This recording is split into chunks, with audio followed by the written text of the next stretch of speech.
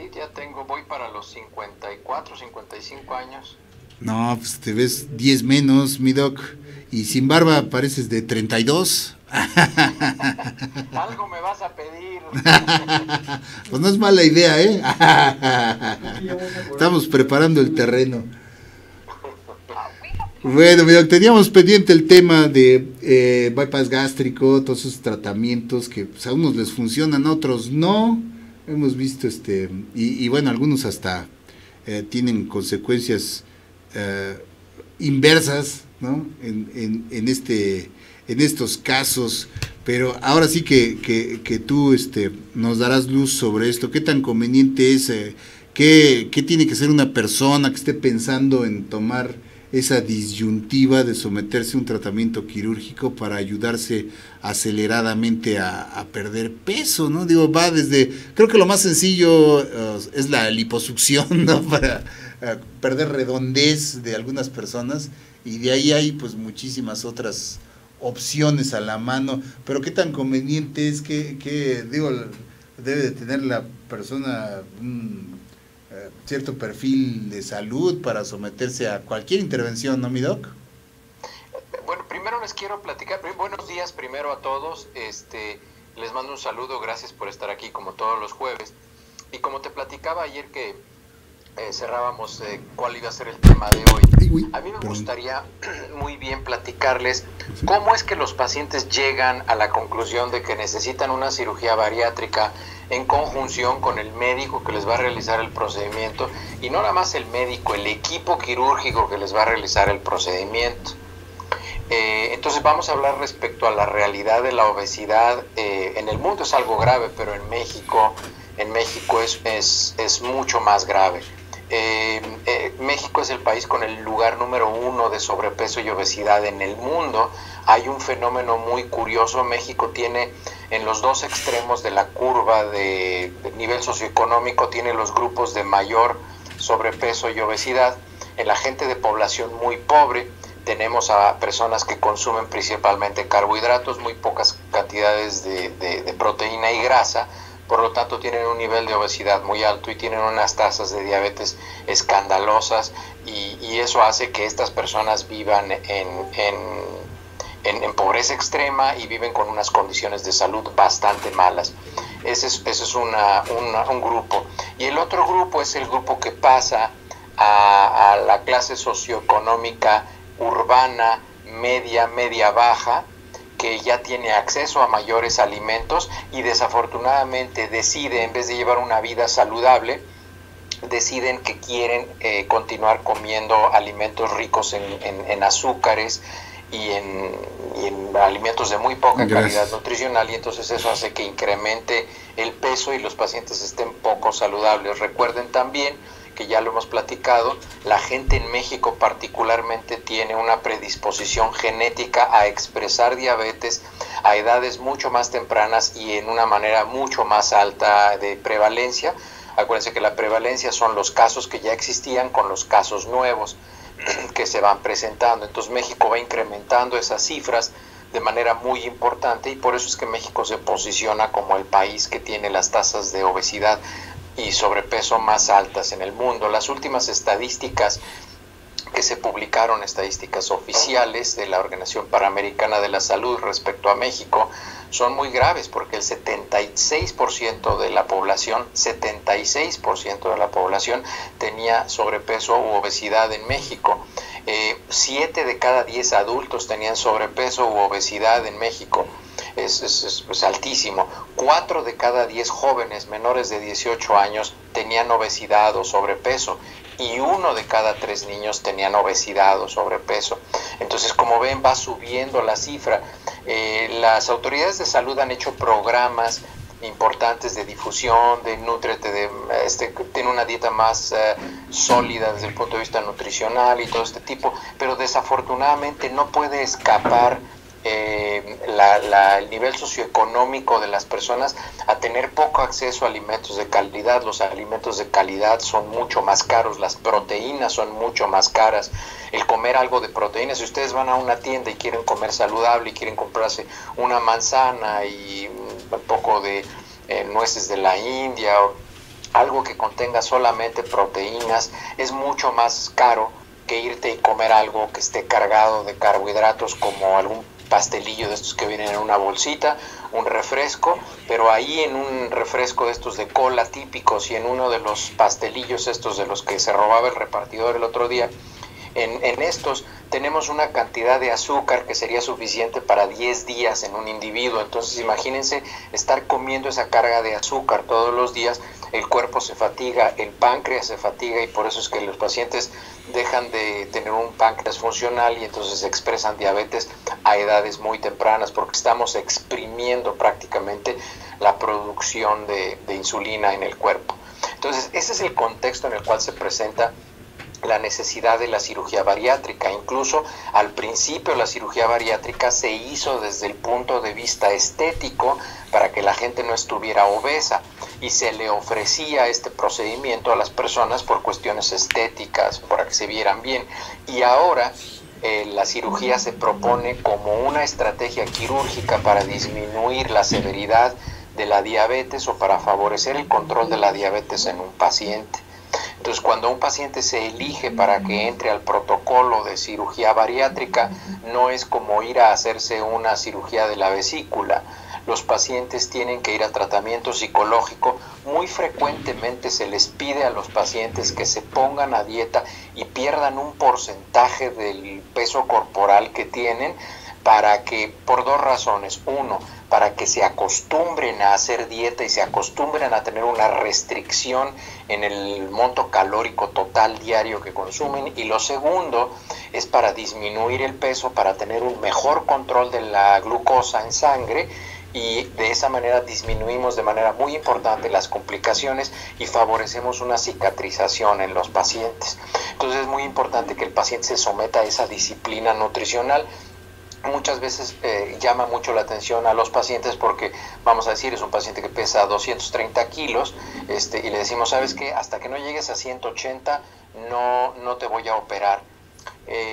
Para el paciente perder de 230 a 180 son 50 kilos, o sea, para nosotros probablemente sería cortarnos las dos piernas, pero para pacientes con ese nivel de obesidad no es tan difícil, pero sí va a traducir una voluntad real de ese paciente para modificar su estado de salud y para adquirir nuevos hábitos. Por eso la cirugía bariátrica se acompaña de un grupo nutricional. Además, son cirugías que tienen un impacto psicológico muy importante en el paciente, porque hay pacientes que se acostumbran a verse gordos, gorditos, ya no tienen otra imagen personal, y cuando empiezan a bajar de peso, eso es un impacto tan fuerte en su autoimagen que, como no se acostumbran y no se reconocen en el espejo, deciden volver a empezar a comer de manera inconsciente para volver a recuperar su identidad. Entonces, por eso estos pacientes necesitan, además, ponerse en tratamiento psicológico para que empiecen a aceptar su nueva imagen y su nuevo rol. Además que muchas veces socialmente los gorditos, como es el simpático del grupo y tiene ciertas características, incluso hasta, pues los apodos que les ponen, es el gordo o muchas cosas. Entonces los pacientes ya están identificados, ellos ya tienen una identidad muy sólida alrededor de su obesidad. El problema de obesidad es un problema muy importante porque acarrea cuestiones psicológicas, además de cuestiones físicas y cuestiones médicas de enfermedades a largo plazo. Hay enfermedades que acompañan a la obesidad mórbida, que es la obesidad que ya sobrepasa de ciertos niveles de índice de masa corporal, y los pacientes que se están sometiendo actualmente, hay un artículo muy interesante de la revista de la Sociedad Mexicana de Gastroenterología que salió en junio del 2018, no sé si lo quieran leer. La verdad es que está escrito de una manera muy fácil de entender. El artículo se llama Seguridad y eficacia de la cirugía bariátrica en un centro de alto volumen, una cosa así se llama. Pero ustedes hacen Google y se meten cirugía bariátrica, y la revista es la revista mexicana de la Sociedad de Gastroenterología, y ahí van a ver, el artículo está publicado y las cifras que se ven ahí son impactantes. El promedio de edad de las personas que se hacen cirugía bariátrica es de 38 años. No es gente muy grande, o sea, son personas de 38 años, es gente muy joven. y el promedio de peso que tienen los pacientes es en base a algo que se llama el índice de masa corporal, que es de 44 el índice de masa corporal. Para decirlo, para que más o menos tengan una idea, el índice de masa corporal normal, en el que una persona se ve en su peso normal, no delgado, por ejemplo, una anoréxica tiene un índice de masa corporal de 17, de 15 hasta menos. Lo normal es que se tengan de 19 a 25. La medida son 19 a 25 kilogramos por metro cuadrado de superficie corporal. No es tan difícil hacer esa cuenta, incluso ya hay calculadoras automáticas que lo hacen. Pero para que más o menos se hagan una idea, una persona que se ve de peso normal, que no tiene pancita ni llantitas, es una persona que está entre 19 y 25 de índice de masa corporal. Una persona que se somete a cirugía bariátrica en promedio en México tiene 44 de índice de masa corporal, es decir, pesa el doble.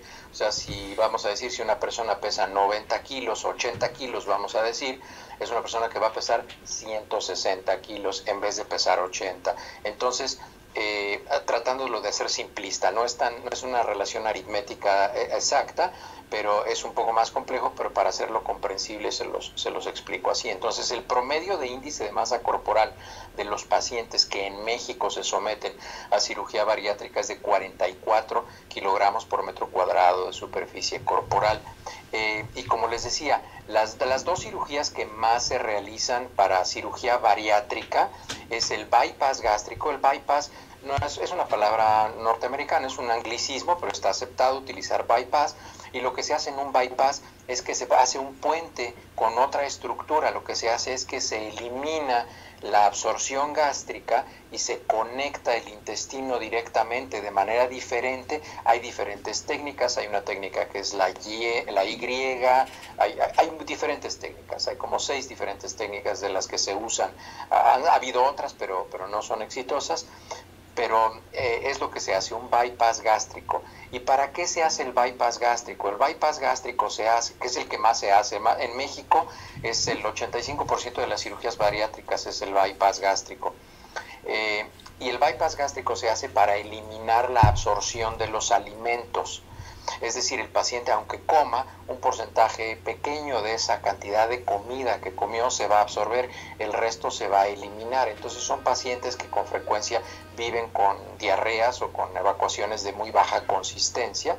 Y en el otro porcentaje de pacientes, más o menos como en el 15%, de los pacientes se hace lo que se llama la banda gástrica o la manga gástrica, o lo que en inglés se conoce como el sleeve, que es la traducción de una manga gástrica. Y lo que se hace es que se cierra el espacio del estómago para que al paciente no le quepa más comida.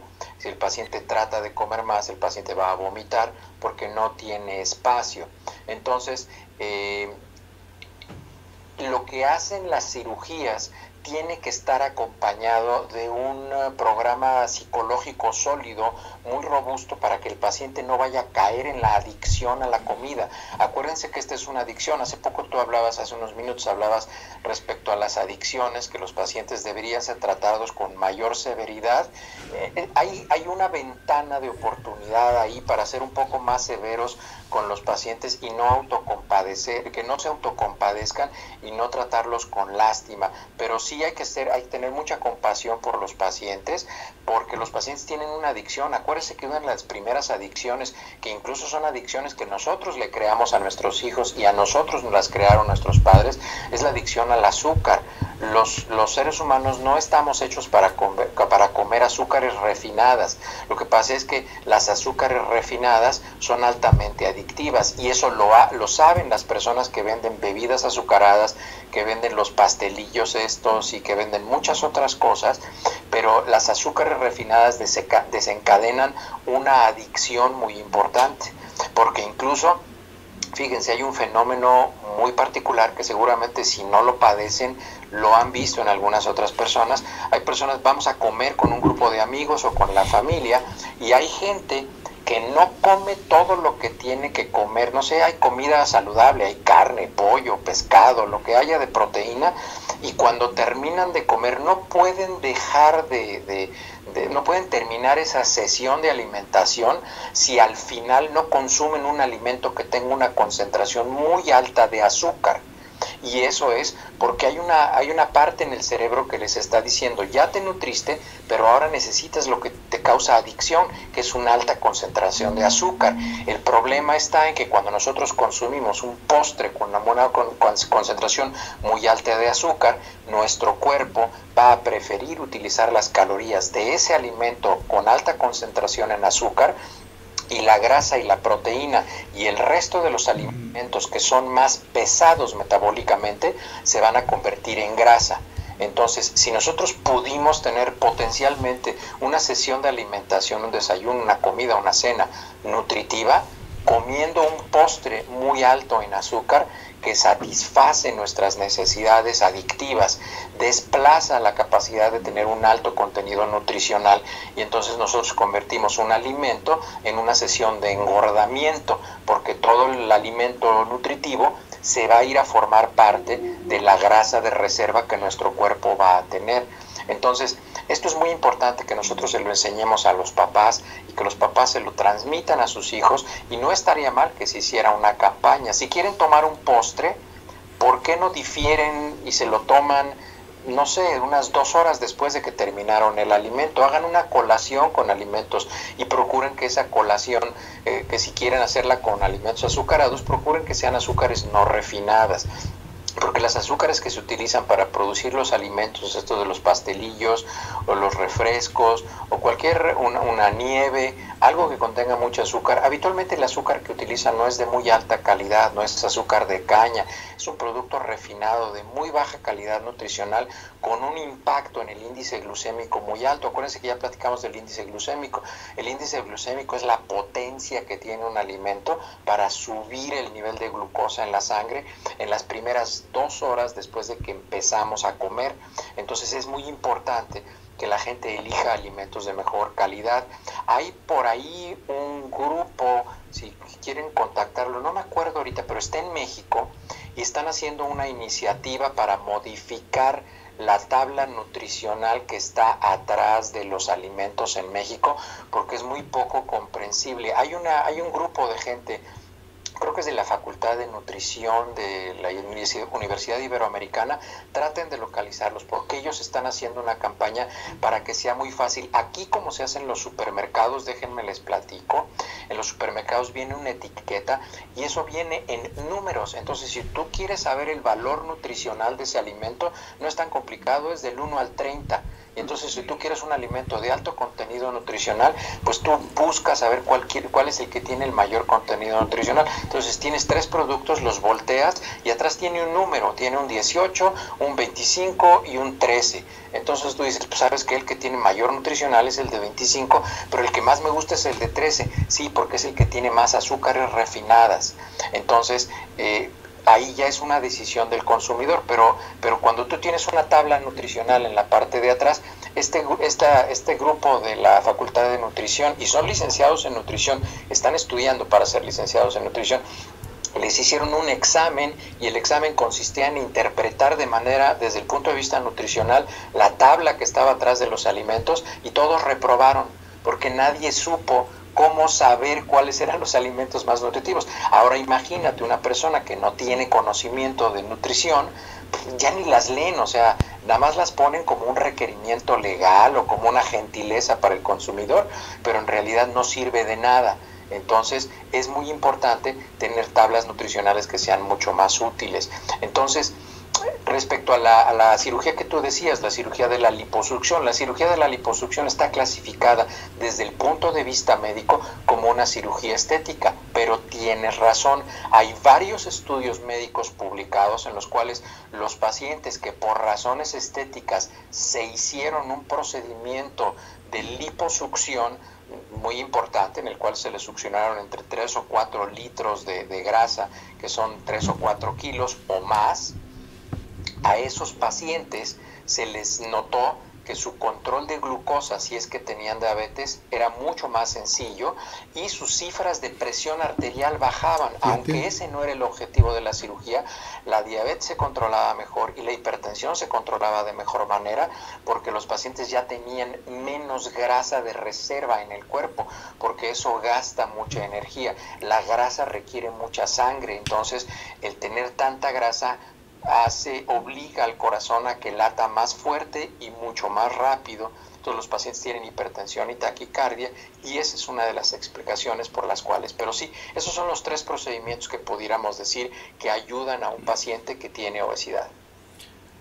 Muy bien, doctor. Ahora, ¿por qué se habla tanto de que hay a quien sí le funciona, por ejemplo, el bypass, y a quien no? O sea, hay quien sigue igual de gordito y hay a quien pues se le nota inmediatamente el cambio exponencial. ¿Son esos distintos procedimientos que comentas de que hay en el caso del bypass o la banda gástrica? Porque eso también hay estudios publicados. Cuando solo se les ofrece a los pacientes la cirugía, el paciente va con un médico y desde luego existe la libertad de que sea así. O sea, un médico puede ofrecerle a un paciente que pues le hace la cirugía pasado mañana y después pues, el paciente va, se hace la cirugía, se va a su casa y se acabó el problema. Pero los programas que tienen mucho más éxito, es decir, la experiencia que se tiene históricamente, es que los programas más exitosos y desde el punto de vista médico más éticos son aquellos que le ofrecen una estructura al paciente para que cambie su vida, porque la cirugía sí sirve, la cirugía sí funciona, incluso el paciente tiene que tomar suplementos alimenticios por el resto de su vida, porque como se suprime la absorción de algunos nutrientes, los pacientes tienen que tomar vitaminas muy específicas, a veces tienen que tomar hierro, porque como se brinca en el estómago, que es donde está algo que se llama el factor intrínseco, ya no se absorbe bien la vitamina B12, entonces los pacientes pueden tener anemia megaloblástica, en fin, una serie de cosas. Entonces hay cuidados postoperatorios, pero como en todas las profesiones hay médicos que bueno, pues lo que quieren es ganar dinero y hacer más cirugía, claro. No quieren educar al paciente, y hay pacientes muy perezosos que ellos no quieren ir a clases y que les digan que su imagen está deteriorada y que necesitan tratamiento psicológico o que incluso necesitan tomar antidepresivos, porque el ser obeso en muchos pacientes es un proceso de autodestrucción y es un suicidio diferido en muchos pacientes. Entonces hay que darles medicamentos, hay que darles inhibidores de la recaptura de serotonina o antidepresivos tricíclicos, dependiendo de qué es lo que necesite el paciente. Hay pacientes muy perezosos que no quieren eso, ellos lo que quieren es que los operen. A mí opéreme, doctor, a mí no me ponga en tratamiento ni me diga que baje de peso, no, es más, le pago 10,000 pesos más o lo que sea más, pero yo no tengo tiempo de esas tonterías, yo estoy muy ocupado, soy un ejecutivo, soy el director del Banco de México y yo no tengo tiempo para esas cosas. Entonces, ese tipo de pacientes tienen muy mal pronóstico, muy malo, porque los pacientes no fueron educados y no se les hizo una reprogramación mental de su autoimagen y de lo que tienen que hacer, ¿no? Entonces, claro, esos pacientes van a tener muy mal éxito, pero no es la cirugía, es todo el protocolo quirúrgico que debe estar alrededor del paciente, y ese paciente tiene que estar comprometido a seguir yendo a clases. Incluso cuando ellos firman el consentimiento para la cirugía, ellos dicen que están conscientes de que si ellos no tienen el programa de preparación que está alrededor de la cirugía, el médico ni el hospital se hacen responsables porque vuelva a ganar peso. Entonces, claro, eso es muy importante que lo entiendan los pacientes, pero eso es un proceso educativo e informativo que quita, no sé, la cirugía se puede tardar 3 o 4 horas, pero este proceso dura meses, muchos meses antes de la cirugía. Es como cuando una persona se va a cambiar el sexo, no es una cirugía que puedas ir, te programas, te la haces un fin de semana y te sales. Desde el punto de vista quirúrgico sí se puede, técnicamente la cirugía sí se puede hacer. Sin embargo, como es una cirugía que tiene un impacto psicológico en la imagen y la autopercepción del paciente, acuérdense que estos pacientes tienen algo que se llama síndrome dismórfico. Estos pacientes se ven diferente, cuando se ven en el espejo no ven lo que el resto de la gente ve. Eso lo tenía una de las personas más famosas que tenía esto era Michael Jackson. Por eso se hacía tantas cirugías, porque él no se veía de manera normal. Otras personas que tienen trastorno de síndrome dismórfico son las personas que tienen anorexia, por ejemplo. Son personas que siempre que se ven al espejo se ven gordas, aunque estén muy delgadas. Entonces, son personas que tienen un trastorno psicológico que hay que tratar de ajustar, arreglar u ofrecer alternativas al paciente para que no tenga ese trastorno. De nada sirve que yo le opere lo que le opere al paciente si el paciente no tiene una reprogramación de su autoimagen, porque el paciente va a seguir viendo lo que caprichosamente su mente quiere que vea. Oye, Doc, en el caso, por ejemplo, de personas que tienen gordura, digamos, por causas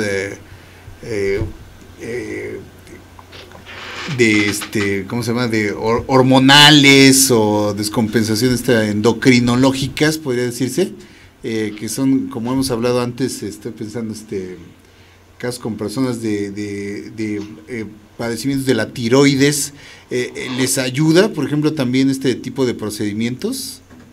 Claro, porque mira, como te digo, el tener un porcentaje de grasa corporal muy elevado, esto hace que su índice metabólico aumente y entonces el esfuerzo metabólico que tiene que hacer el paciente es muy alto. Entonces el paciente tiene la presión alta, es muy fácil que pueda caer en hipotiroidismo. Entonces este tipo de pacientes también les ayuda. El tener una cirugía bariátrica le ayuda al paciente, pero el mensaje que me gustaría dejarles es que no es nada más la cirugía, es todo un protocolo de preparación del paciente. Y si no se hace ese protocolo, la cirugía tiene una tasa de éxito muy baja. Entonces, claro, sí, para todo este tipo de pacientes es muy útil la cirugía bariátrica y sí les funciona. Y pacientes con hipotiroidismo, hay investigaciones todavía no es algo que esté concluido, pero se ha encontrado en pacientes obesos que tienen una deficiencia de algo que se llama leptina. Esta hormona leptina es la que favorece que se metabolice de manera favorable las grasas. Entonces sí hay pacientes que nacen con tendencia de deficiencia de leptina, que son pacientes que engordan con mucho mayor facilidad. Esa frase que dice mucha gente es que yo engordo con mucha facilidad. Puede ser que en el futuro nosotros nos enteremos de que por ahí hay una parte en un cromosoma, hay un sitio, hay un locus en uno de los genes que codifica la baja actividad de leptina, y eso hace que el paciente tenga una tendencia a ser mucho más obeso o a no procesar la grasa de manera importante o a formar grasa de manera mucho más intensa que cualquier otra persona. Pero eso aún no lo sabemos con certeza, pero sí todo eso existe, y todas las enfermedades sistémicas se reducen de manera muy importante cuando un paciente tiene un proceso exitoso de cirugía bariátrica. Eso es definitivo. Excelente, doctor. Sí, como cuando decimos, es que somos de huesos anchos en la familia, o sea, con tendencia a engordar, pues sería esto que tú dices, ¿no? Esta tendencia que hay, o falta de, esto que dices que es gordura muchas veces se cree que es hereditaria, ¿no? Como quien dice. Entonces sí puede haber una causa ahí genética, digamos, de que tengan pero también está publicado, Jorge, que lo que se heredan, mira, esa es una herencia. Tú heredas algo que se llama un biotipo. El biotipo puede ser de 3 tipos. Puede ser de tipo ectomórfico, que son las gentes que son flacas, que son así largas y flacas. Mesomórfico, que es la gente que tiene una estructura física más o menos promedio, y los endomórficos, que son los que tienden a ser más cuadraditos, que tienen el cuello más corto, en fin, todo este tipo. Entonces son 3 biotipos que pueden tener las personas, pero los 3 biotipos, cuando nacieron, no nacieron con sobrepeso. O sea, el sobrepeso lo vas ganando tú, y lo que sucede es que lo que sí se hereda, y se hereda de manera muy intensa, son los hábitos nutricionales.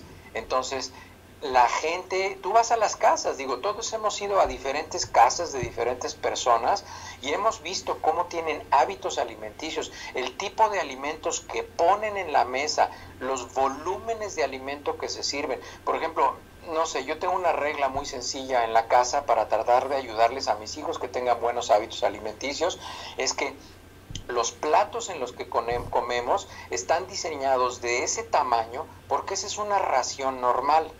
El servirte 2 platos en una comida, ya estás comiendo 2 raciones en un solo alimento, o sea, ya estás comiendo el doble de lo que deberías. Entonces, en un plato distribuye de manera racional tu comida, tampoco no te sirvas así como una montaña de comida, y esa es una ración de comida. Si con esa ración de comida no estás satisfecho, entonces puedes comer un poco más de lo que tenga proteína, pero no te vayas a llenar el estómago con un pan con mantequilla o Nutella o algo, porque eso tiene un alto contenido calórico. Pero normalmente lo que tendríamos que hacer es sentarnos, comer una ración de comida y levantarnos de la mesa. Pero lo que hacemos normalmente es que empezamos a comer porquerías, entonces llegamos a la casa, medio comemos y a las 2 horas ya tenemos hambre. ¿Por qué? Pues porque ya se acabó el azúcar que teníamos, que comimos, y todo el resto de los alimentos ya se fueron a almacenarse y a convertirse en grasa. Entonces queremos comer algo y decimos, no, pero acabo de comer hace 2 horas, no puedo comer otra vez. Pues fíjense que sería más saludable que se comieran 2 rebanadas de jamón de pavo o alguna cosa así, pero no, lo que vamos y comemos es un pan con algo o algo que contiene azúcar otra vez y otra vez, entonces nos brincamos. Pero no nos damos cuenta de eso por 2 razones. Uno, por los malos hábitos que nos heredaron nuestra familia, y lo segundo, porque tenemos una adicción al azúcar.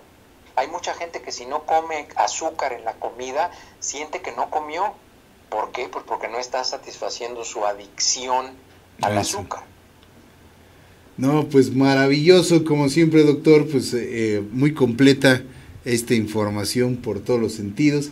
Y sí, pues con respecto a si hay hoy más obesidad que en el pasado, en las actuales generaciones, incluso hasta en los niños, es justamente pues uno de los temas que también ya hemos platicado del sedentarismo, ¿no? Hoy la gente pues hace mucho menos ejercicio, se mueve menos, y es lo que también hace que estas grasas permanezcan en el cuerpo, no se utilicen, ¿no?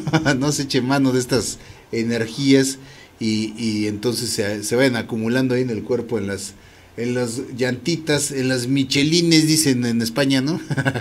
Así es. Y esa es una de las causas o las diferencias entre las actuales y las anteriores generaciones. Pues muchísimas gracias, doctor, como siempre, y ya saben ustedes, todos los temas que quieran aquí que el doctor nos vaya así dilucidando, desmenuzando, aquí mismo a través del chat o en sus redes sociales, @HLFrisbee en Twitter y Héctor Frisbee así estás en Facebook, ¿verdad?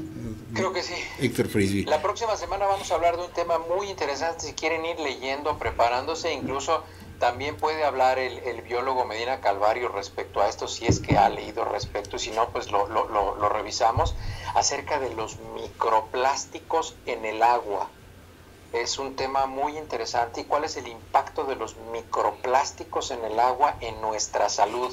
Es un tema interesantísimo, que no mucha gente habla, pero mucha gente se impacta por los plásticos y los popotes que se les meten en las narices a las tortugas y todas estas cosas. Pero vamos a hablar de los microplásticos en el agua y en el resto de los alimentos, porque bueno, pues preparamos alimentos con agua. Pero vamos a hablar de los impactos que tiene esto y cómo puede estar relacionado los microplásticos en el agua al incremento de algunos tipos de cánceres. Es impresionante. Si quieren ir leyendo algo acerca, está bien, y si no, lo platicamos la próxima semana. Es un tema interesantísimo. Atendí una conferencia a ese respecto y me pareció un tema interesantísimo, y no hay mucha información al respecto. No hay mucha difusión de la información, claro. Porque sí hay información, pero no hay difusión. Pues ahí está, Doc. Ahí está para eso te tenemos aquí, mi querido doctor. Justamente porque trae siempre a colación estos temazos. Muchísimas gracias. Que tengas un excelente fin de semana, amigo. Ahora no te tocó guardia. No, los viernes, ¿verdad? Ahí en el bosque. Es los viernes, pero sí, ya está más nublado por acá y empieza a sentirse el frío. Y en septiembre ya el calendario ya no es de 5:30 a 8:30, va a ser de 7 a 7. Y el último día que está abierta la presa es el día de Halloween, el 31 de octubre. Ya empiezan los fríos muy fuertes. Excelente, mi Doc. Pues muchísimas gracias, como siempre. Te mandamos un abrazo y que tengas un excelente fin de semana. Nos escuchamos el próximo jueves. Así es. Ya está agendada la cita. Ahí en el carnet de todos los disyuntivanautas, la cita para el próximo jueves. Gracias, amigos. Vamos a hacer un corte Y continuamos aquí en Disyuntiva TV.